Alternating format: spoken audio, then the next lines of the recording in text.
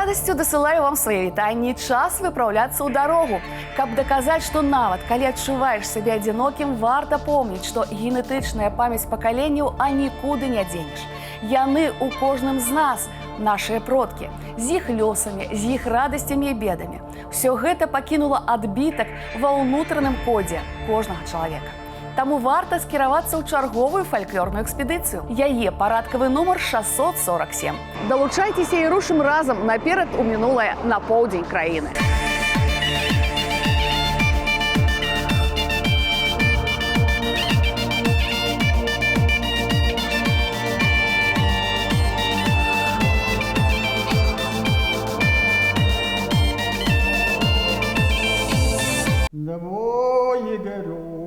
Шай моя языку дра, моя как ты весной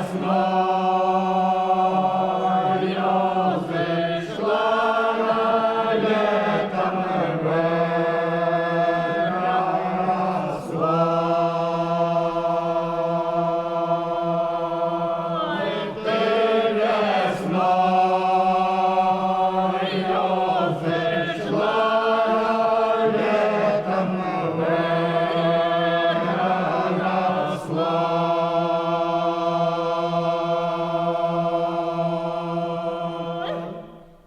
Ты да ты же весною взошла, и летом выросла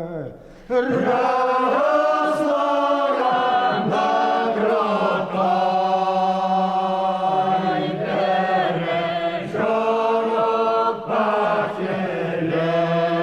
бережок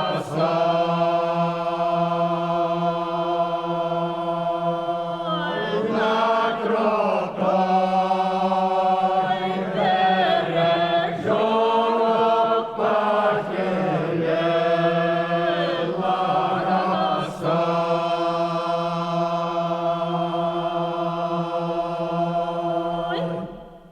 И на крутой бережок и похилела роса, там сидела молодая, поздно вечера рань. Там сидела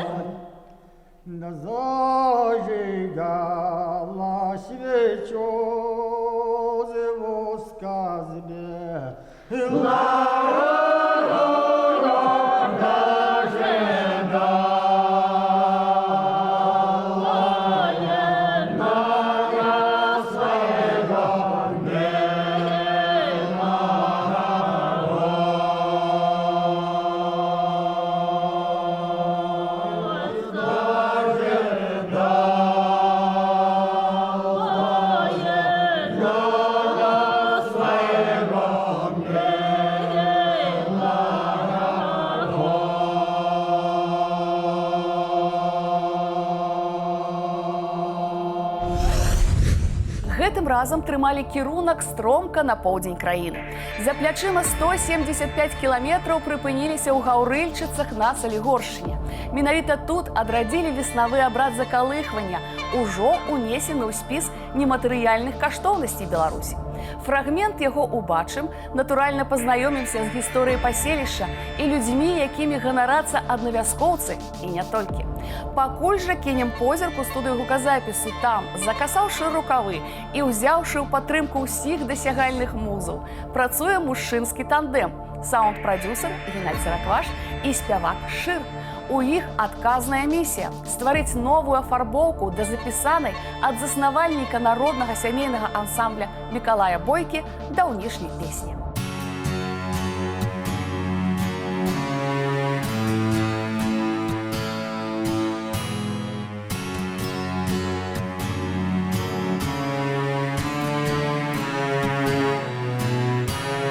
И снова говорю всем привет. Сегодня мы записываем интересную песню, которую наша компания, наша команда привезла из очередной экспедиции. Шир, приветствую. Привет, привет. Как настроение, как... Настроение очень хорошее, заряженное, готов создавать что-то новое. Ну и, конечно же, порой для меня такое сложное и недоступное. Вот тебе вопрос сразу встречный. Скажи, пожалуйста, не показался ли тебе материал услышанный слишком сложным? И нет ли желания какую-то другую песню взять для работы? Желания нет. Мне нравятся некоторые вот такие работы, которые очень тяжело даются. На самом деле, нелегкая песня. Мне сразу, вот услышав, как бы я понял, что народный фольк такого плана, он мне интересен, но и он также не совсем такой простой, попсовой, да? Поэтому здесь придется попотеть.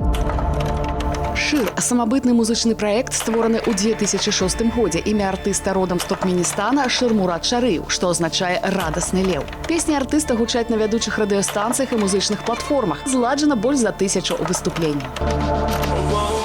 Зайди, зайди, месяченька, за крутую гору, а я своей милюсенькой трошки постою.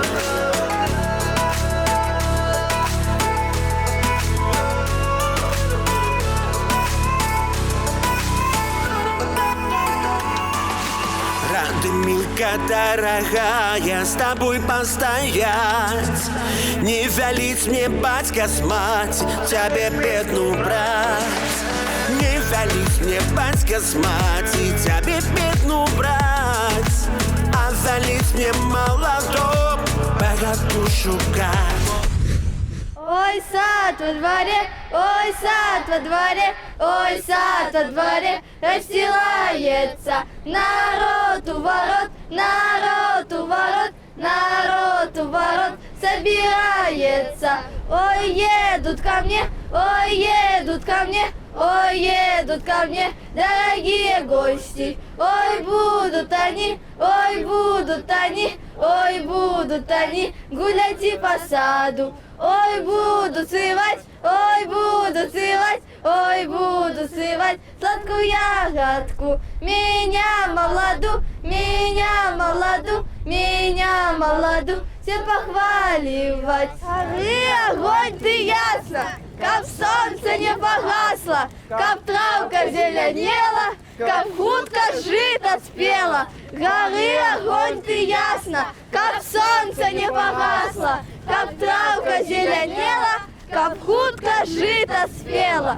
Горы, огонь, ты ясно, как солнце не погасло, как травка зеленела, как утка жито спела. Горы, огонь, ты ясно, как солнце не погасло, как травка зеленела, как утка жито спела. А на землю вновь приходит девонька весна, девонька весна, девонька весна.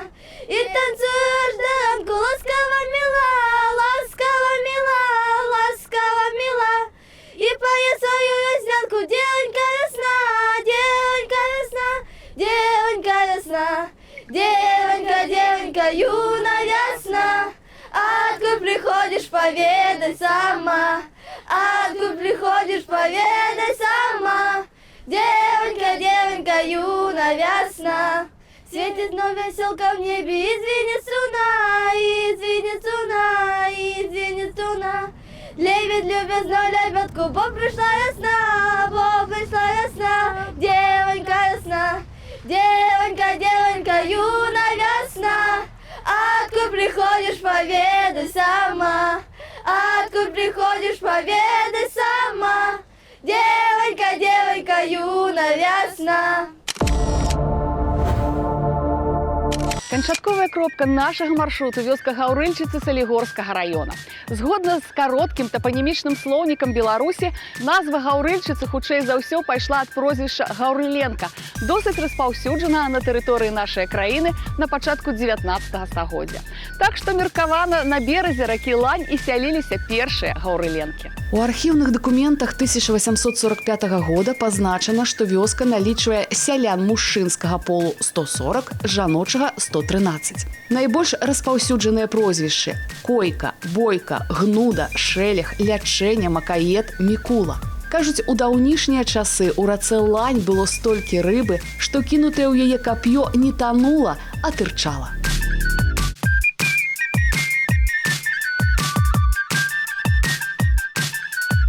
А ўвесну на пясчанскую гару Кікімару выпаўзала столькі чарапак, што яна блішчэла на сонцы.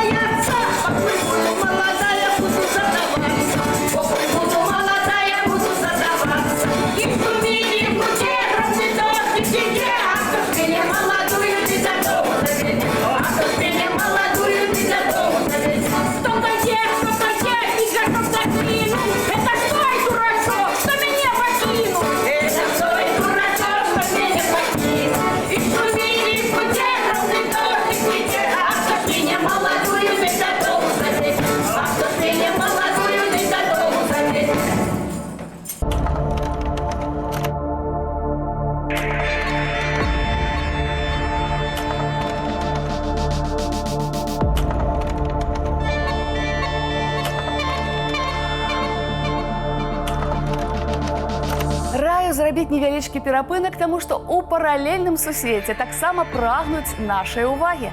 Таму вяртаемся з Гаўрыльчыцаў Салігорскага района ў Мінск.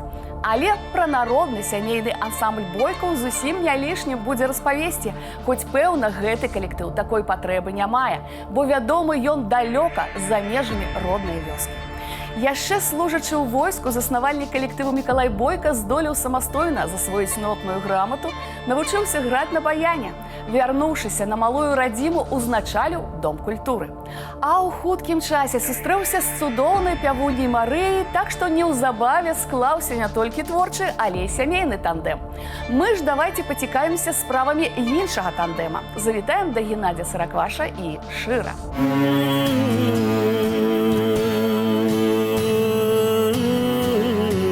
Да, широко, эмоционально.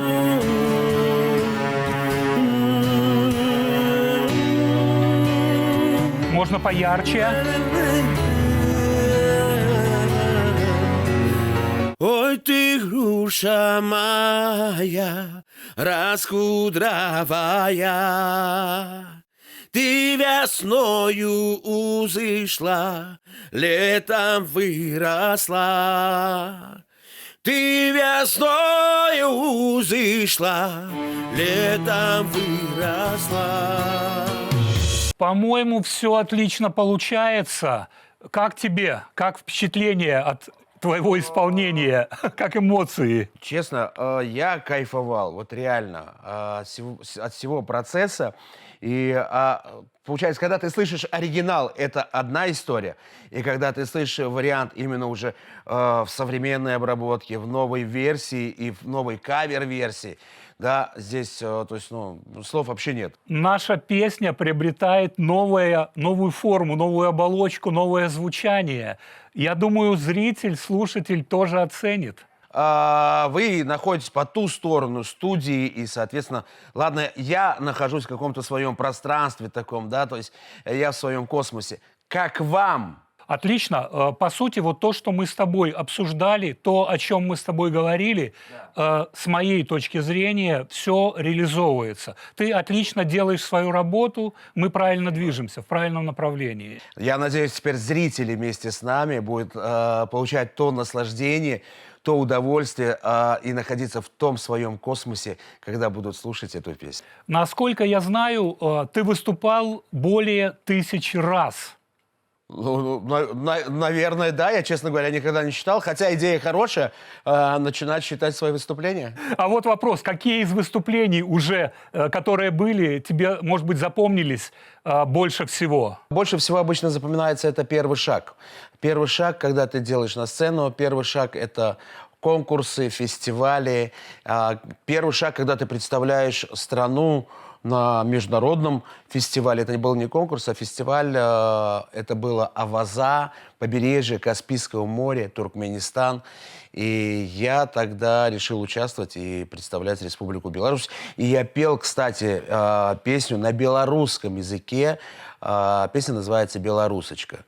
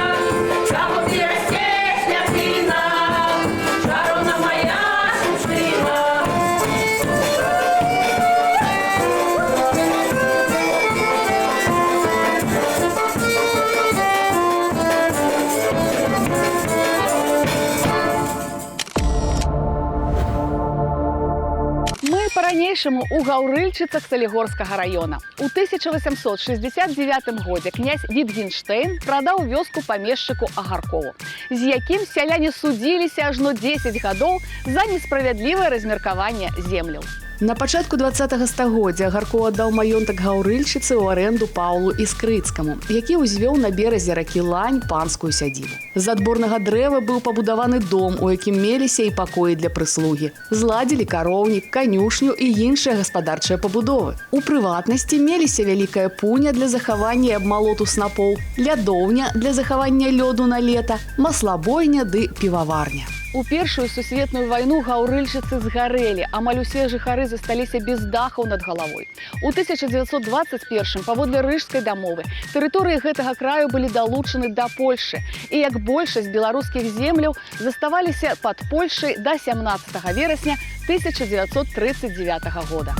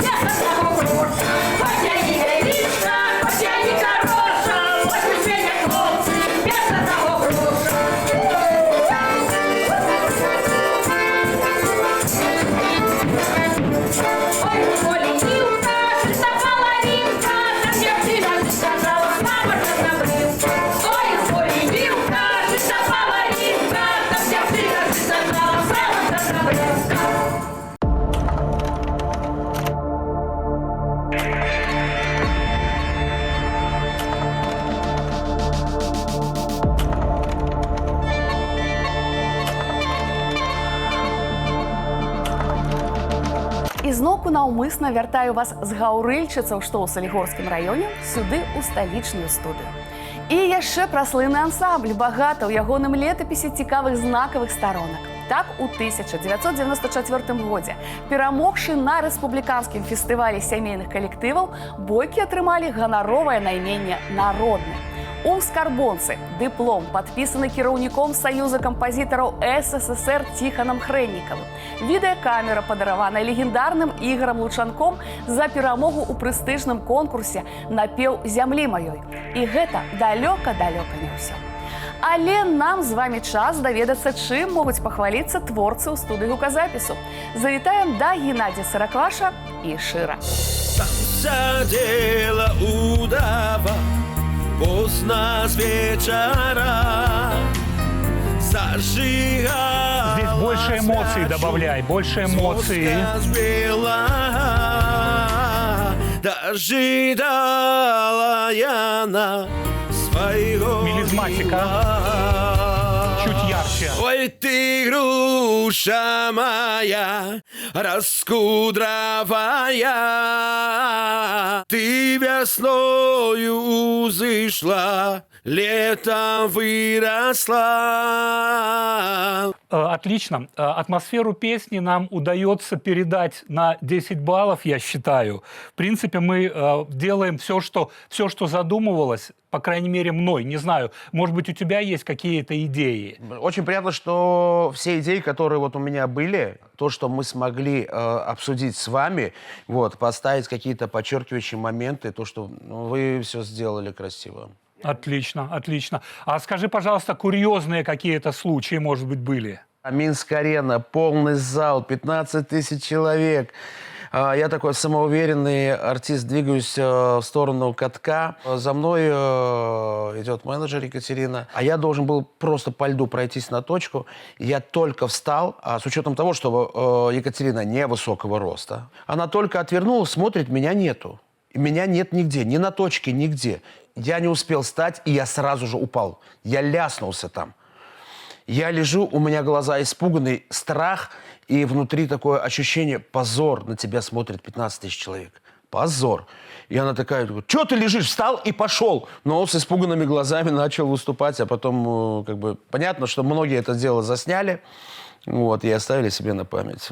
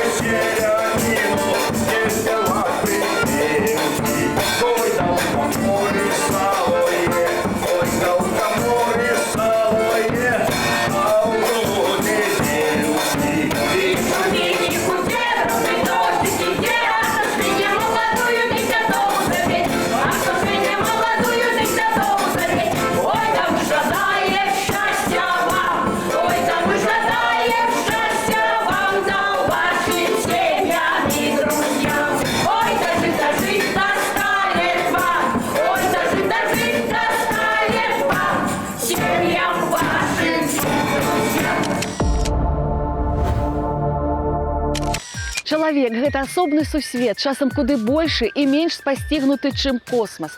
Мы спрабуем раскрыць для вас таямніцы людскіх жыццяў у нашай рубрыцы «Простыя лёсы».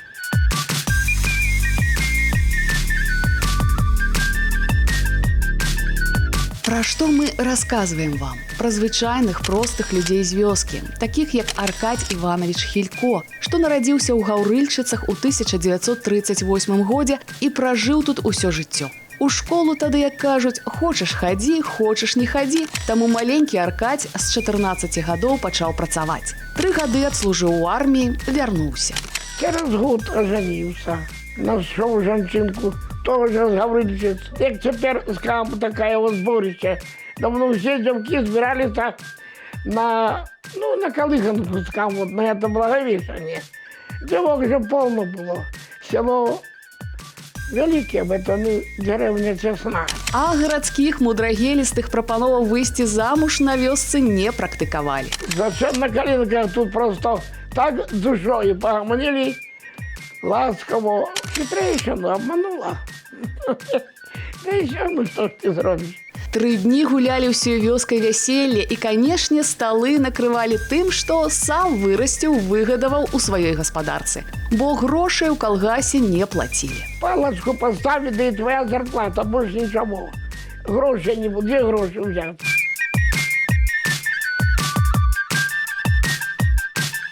Але бяда. Першая жонка, з якой Аркадій Іванович пражыў 34 гады, прыдбаў 2 дачок і сына, загінула ў аварыі.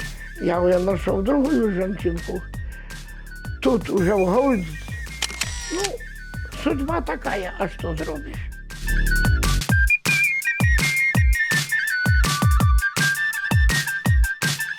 Такі вось лёс. І ўздагон яшчэ адзін. Уладзімір Мікалаевич Коўцік таксама адсюль з гаўрыльчыцаў і таксама знайшоў тут сваё каханне. Призвали в армию. Я покинул девушку дома свою любимую. Она уже была беременная. Трапіў Уладзімір Мікалаевич на вучэбку ў Таганрог у школу малодшых спецыялістаў, дзе навучыўся абслугоўваць самалёты, а пасля адправілі маладога салдата ў Краснодарскі край. Нас уже ждали там замену. Не было техников самолетов, хлопцев, молодых солдат. И я получаю самолет. На аэродром вытягиваем самолеты утром в 6 часов. День лятают, день мы обслуживаем. Мне даже денежки платили. Як адказнаму за складаную лётную тэхніку плацілі Уладзіміру Коўціку ажно 25 рублёў. А тым часам дома жонка ўжо нарадзіла каханаму дачку. Там хлопцы же давай, меня на гора подняли замачивать. А что мы замачивать? Там некой свежести, одеколон был для того, да. Так да дэмбеля і абслугоўваў Уладзімір Мікалаевич самалёты, а атрыманую палучку адсылаў да хаты родным. Пасля, вярнуўшыся, пачаў працаваць у калгасе на малакавозе. 5 машин съездил за 40 год, а я 40 лет отработал в колхозе. И вот награждали меня, ордена, медали он. І хоць кожны рэйс суправаджалі Уладзіміра Мікалаевіча маладыя малочніцы, але ён усё жыццё кахае толькі сваю адзіную. Была золотая свадьба году 3 назад, 5 это. Праўду кажуць, каханыя гадзін не назіраюць, таму для ўсіх і кожнага гэтыя лёсы у прыклад.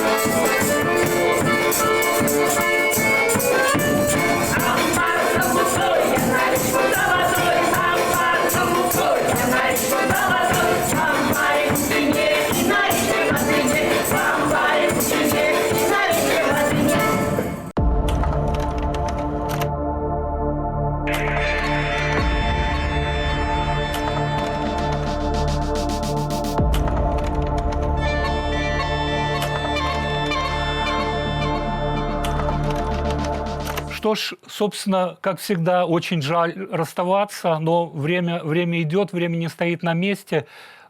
Скажи, пожалуйста, твои впечатления от записанного материала? Ловить удовольствие, наслаждаться и просто по кайфу идти вперед.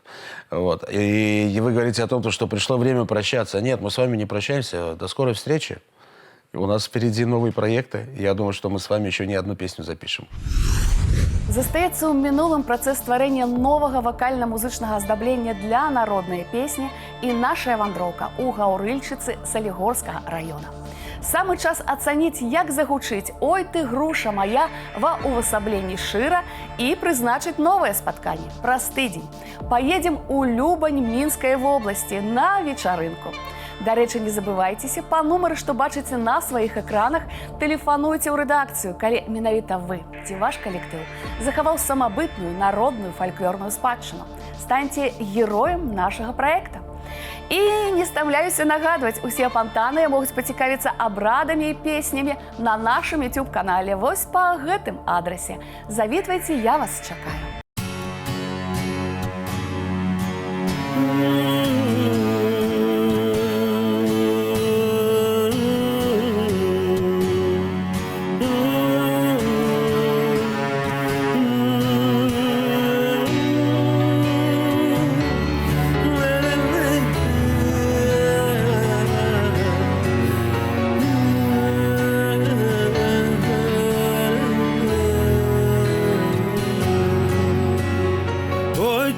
Груша моя раскудровая, ты весною узышла, летом выросла. Ты весною узышла, летом выросла. На крутой бережок похилилась, на крутой виражу похилилась. Там сидела удава поздно с вечера.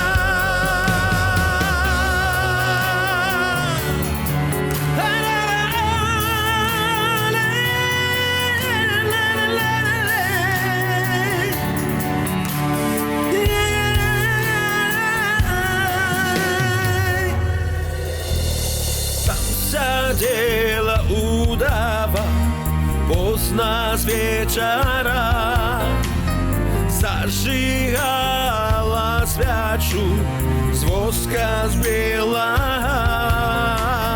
дожидала я на своего мила.